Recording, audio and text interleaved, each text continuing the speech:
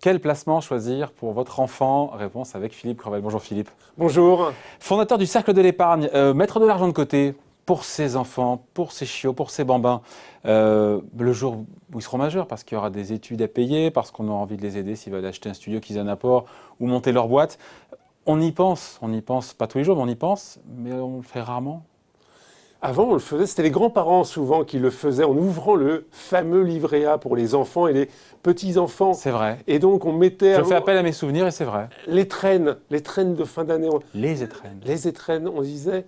Donc, mets l'argent sur le livret A, ça pourra te servir plus tard. Et puis, c'était à vocation pédagogique. C'est-à-dire, il ne faut pas tout dépenser parce qu'on ne sait jamais, il peut t'arriver quelque chose. Et de ce fait, si tu as de l'argent de côté, tu as les moyens de faire face à une dépense éventuelle. Et d'ailleurs, le livret A avait été créé avec une vocation pédagogique donc au XIXe siècle.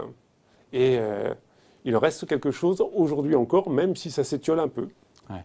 Après, ce qu'il y a de bien quand on met assez tôt de l'argent de côté pour un enfant, qu'on fait capitaliser, livret A ou ailleurs, ça on va en parler, c'est que l'horizon de temps est long, 15-20 ans, et donc potentiellement, ça peut rapporter gros. Tout dépend après la prise de risque qu'on prend, mais potentiellement quand on a 20 ans devant soi ou 15 ans devant soi. C'est vrai que l'intérêt cumulé, les intérêts cumulés, on a du mal un petit peu, et puis ça permet d'ailleurs de le faire apprendre aux enfants. Qu'est-ce que c'est un intérêt cumulé sur ces placements, en disant l'argent va rapporter voilà. et les petits font des petits. Les petits font des petits. Donc là, on voit l'aspect pédagogique, et c'est vrai qu'avec un horizon de 20 ans, on a de quoi faire grossir le magot, et c'est mieux que de mettre des pièces dans son écureuil en plastique sur l'étagère, comme on faisait également autrefois. Et c'est vrai que les banques font encore ça, je me rappelle, quand mes enfants sont nés, la banque m'a dit « Ah, ouvrez un petit livret pour… » Donc il y a quand même encore ce… Il y a encore quelque chose qui reste. Bon. Après, on se dit que est-ce que c'est le bon plan de mettre du livret A pour un enfant qui a 20 ans ou 15 ans devant lui?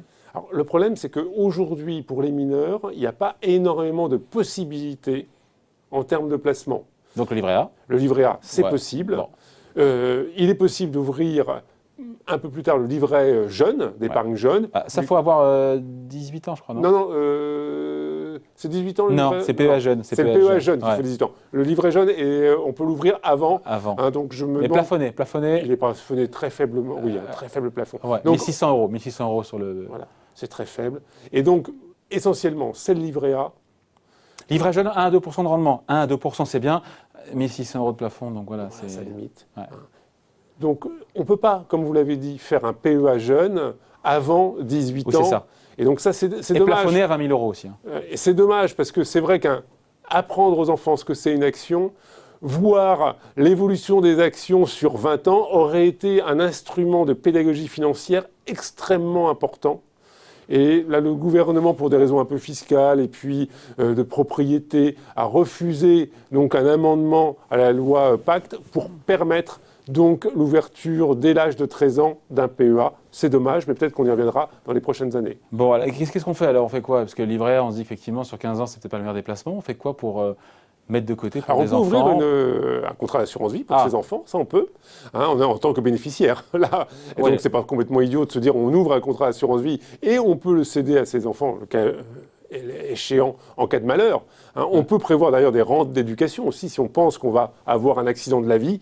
Ça peut malheureusement arriver. Donc là, on peut, à travers son épargne personnelle, préparer ses enfants et plutôt leur donner les moyens de faire face à des problèmes divers et variés. Donc le contrat d'assurance vie, il n'est pas au nom de l'enfant? Non, il est au nom des parents. Simplement, ce sont les enfants qui en seront les bénéficiaires. Oui, mais c'est ce qui est le cas aussi quand on ouvre un contrat d'assurance vie normal, non? Là, Alors, parce qu'on peut mettre les bénéficiaires qu'on veut. Là, on peut nommer ses enfants de manière plus... Bon, pas, parce qu'un contrat d'assurance vie, on peut mettre son cousin... son chien... non, pas le chien. Son coiffeur ou son gardien. Ça peut se faire aussi. Ouais. Donc, plus sérieusement, donc, si on se dit le meilleur et le pire, c'est le titre de la séquence. Donc, le livret A, c'est le meilleur et c'est le pire aussi. Meilleur parce que... Le meilleur parce que c'est le produit le plus simple, qui est facilement accessible. Le pire parce que le rendement est extrêmement faible et c'est pas forcément... Alors on fait quoi? Le bon conseil, c'est quoi? Le bon conseil... Encore une fois, pour avoir un bon placement, pour qu'il y ait un petit pécule le jour où son enfant, le jour où il aura 18 ans, qu'il ait un petit pécule qui aura fructifié, quoi. Alors on peut ouvrir également... Alors, les comptes titres, on peut les ouvrir, mais beaucoup plus tard. Pas évidemment à 5 ans, 6 ans, etc. Ouais. Il faut, selon les banques, je crois que c'est 13 ou 14 ans, on peut ouvrir des comptes titres à ses enfants, je crois, à vérifier. Mais c'est vrai que c'est très difficile aujourd'hui dans la législation d'avoir des produits.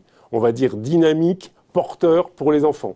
Tout ce qui reste, c'est l'assurance vie. C'est l'assurance vie par procuration. Sinon, c'est le livret A, ça peut être un livret B, ça peut être un PEL. On peut ouvrir un plan d'épargne logement pour ses enfants. Ouais. Le PEL, aujourd'hui, rapporte 1%. Ouais. Il est imposé. Avant impôt. Hein. Avant impôt, donc en fait, c'est pas terrible. Mais Donc si on veut mettre un peu d'action, parce qu'on se dit, encore une fois, on n'est pas là pour pousser à mettre de l'action, mais quand on a 15-20 ans devant soi, c'est dommage de ne pas avoir c'est compliqué. C'est très compliqué. Il reste l'assurance vie. Oui. Et encore, c'est encadré. oui. C'est pas procuration, oui. Et donc, ça veut dire quoi? Soit vous ne pouvez pas le faire, voilà, vous ne pouvez pas ouvrir un contrat d'assurance vie à 3 ans quand votre enfant a 3 ans. Il y a des âges minimum dessus. Donc en fait, aujourd'hui, c'est assez limité. Pour permettre à vos enfants de se constituer un pécule dynamique, actif, en action, il faudrait modifier un petit peu la loi. Et on n'en est pas encore là. Non. Merci donc. Point de vue signé Philippe Crevel, fondateur du Cercle de l'épargne. Merci.